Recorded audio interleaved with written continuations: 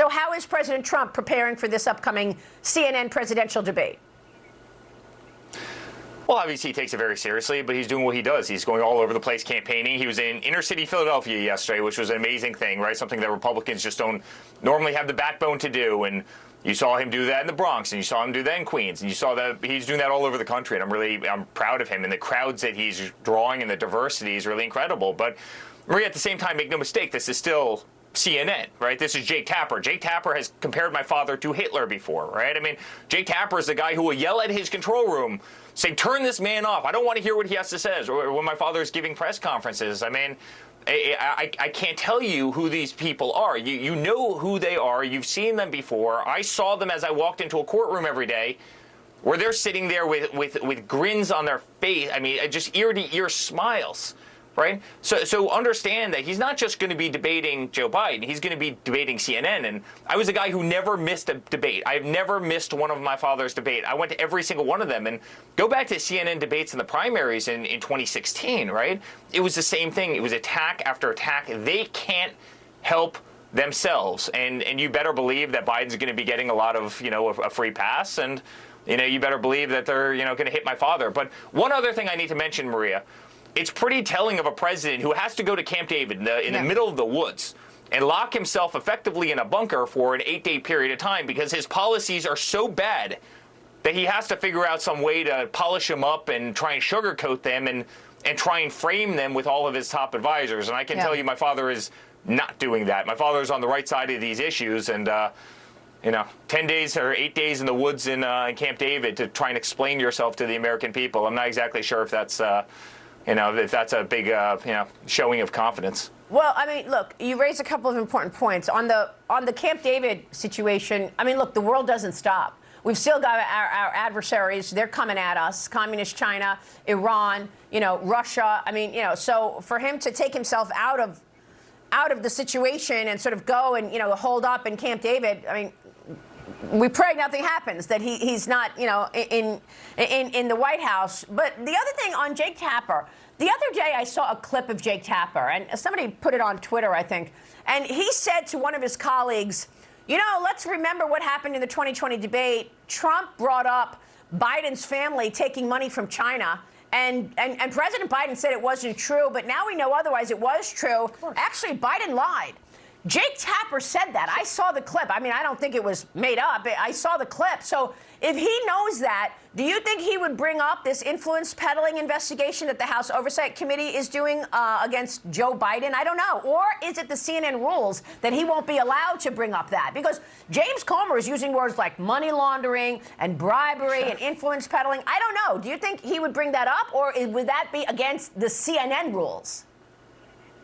If he's intellectually honest, he would, but it would absolutely be against the CNN rules. I mean, look at the last debate. My father and Caitlin Collins, or the town hall that one nasty question after the next. And I was so proud of him. He killed it. He did so well in that. But I mean, I just don't think these people can help themselves. I mean, don't forget, Maria, and this point often gets lost. Remember in 2016 when Donna Brazile admitted that Hillary Clinton was given the debate questions ahead of time? Like, these games are played behind the scenes. The only person that they're not played with is Donald Trump, because the mainstream media absolutely detests him. The good news is the American people love him. And the good news, back to your, it's bad news for our country, but believe me, the American people know his eye is not on the ball in terms of China, or in terms of the Middle East, or in terms of any other policy that matters to this country, and that's why he can take 8 days. My father would have never done that. He could have never done that because his eye was actually on the ball. But this guy, those things are out of sight, out of mind for this man. He doesn't know what's going on. I mean, look how bad Russia and Ukraine's gotten. Look how bad the Middle East has gotten. Look how bad our inflation is. I mean,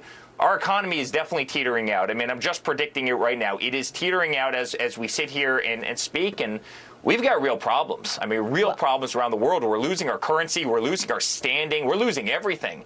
Well, and, the guy's going to be hunkered down in Camp David trying to memorize lines, again, to explain horrible policy decisions that he's made over the last, 3.5 years. Well, meanwhile, look, you've got a sentencing coming up for your father, July 11th, just a few days before the Republican National Convention. What are you expecting from this sentencing?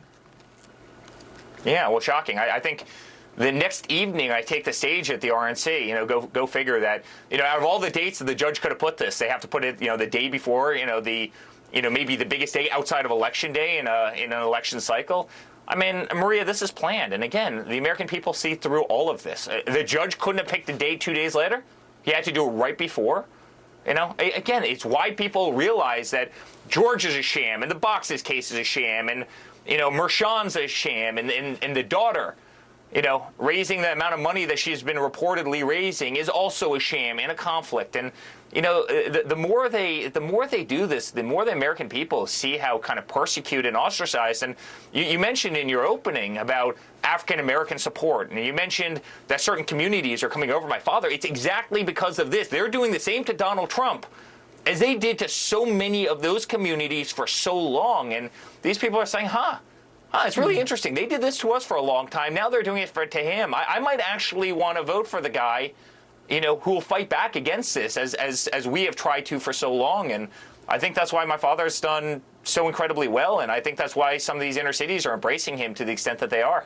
Well, I mean, look, Andy Biggs, Congressman Biggs, the other day came out with a timeline of meetings that he said took place between the prosecutors that have indicted your father and White House counsel. And Jesse Waters had a clip on his show the other night pointing to November 18th, saying that first Joe Biden comes out and says we have to make sure, as soon as your father announced that he's running for re-election, a couple of weeks later, Joe Biden comes out and he says, look, we have to make sure that Trump never returns to the White House. And then 9 days later, or a couple of weeks later, on November 18th is what Jesse said, those prosecutors had meetings with White House counsel. I mean, do you have evidence that, in fact, there was a coordination with the White House to indict President Trump? Of course. Michael Coangelo, the number 3 in the DOJ, he transferred from Washington, D.C. to New York City to prosecute everything that is Donald Trump. Could you imagine if the number 3 in Donald Trump's administration and Donald Trump's DOJ went to Delaware to prosecute everything relating to Joe Biden? There would be riots in the streets. The mainstream media would go crazy. Of course there's coordination. And beyond coordination, Maria, you have the White House logs where all of these people, right, they're all going in and out. They're all trading notes. Of course, this is a coordinated attempt by Soros-backed prosecutors in conjunction with the White House. You think the FBI would raid the house of Donald Trump and Mar-a-Lago, one of the most famous homes in the world, without asking their boss first? Of course they wouldn't. This whole thing's coordinated, and the American people understand that. Okay. Real quick, are you comfortable with the rules that CNN came out with for the CNN presidential debate? Are you comfortable with so far the playing field as your father enters on Thursday? Yeah, I'm comfortable with my father. He's got the right message. He's got the love of America behind him, and he's going to do awesome. He always does. He's going to do Eric, great. It's great to have you this morning. Of course, we're all watching, and we so appreciate your time. Thank you, sir. Thanks so much, Maria. All right, Trump Organization Executive Vice President Eric Trump. And be sure to tune in to Fox News Democracy 24.